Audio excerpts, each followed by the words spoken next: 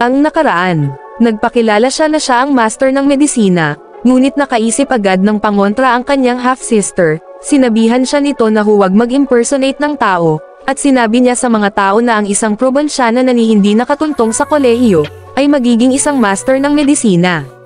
Nasinang-ayunan naman ng kanyang mga kaibigan, ang mga kaibigan naman nito ay lalo pa siyang hinamak at inaalipusta.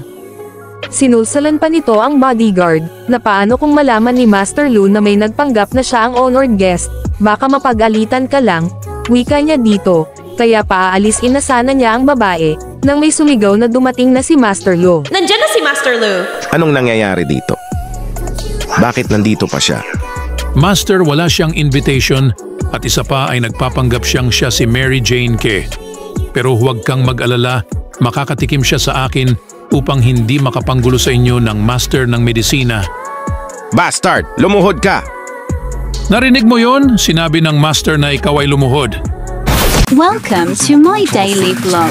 If you haven't followed me yet, please click follow and please like and share. This is Malu. Tanga! Sinabi kong ikaw ang lumuhod. Ano? Napakatanga. Di ba sinabi mong paluhurin ko ang basurang yan? Ikaw ang basura. Siya ang aking honored guest.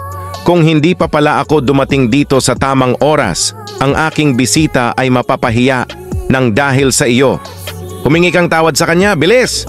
At nagmamadali ngang pumunta ang bodyguard kay Mary, upang humingi ng tawad.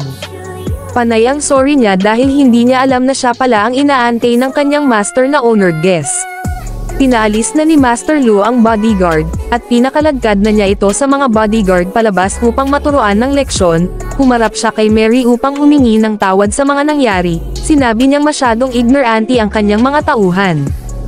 At niyaya na niya itong sumama sa kanya, ngunit papaalis pa lang sila nang bulungan siya ng kanyang half-sister. Mary! Sa akala mo ba, sa lahat ng nangyari ngayon sa'yo, ay makukuha mo si Master Lu?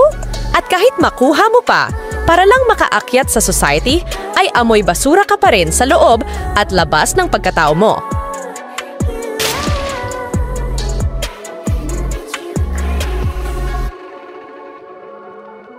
Mary! Gusto mo na bang mamatay?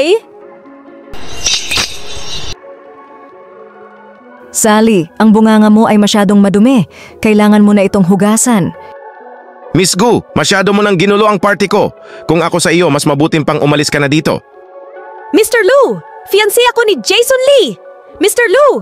Pinapaalalahanan lang kita na ang babaeng ito ay magaling mangakit ng mga mayayaman na lalaki, kaya kung ako sa iyo ay huwag kang magpapaloko. Don't worry about this.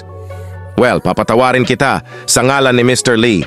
Ngayon kung gagambalahin mo uli at guguluhin ang aking honored guest, mas mabuti pa na umalis ka na lang. Ladies and gentlemen, this is my honored guest, Mary Jane Kwe. Kung sino man ang mang-insulto at mangyurak ng pagkatao niya ay ituturing na kaaway ng pamilya Lo at pakakaranas ng mga consequences. Halika na, iha.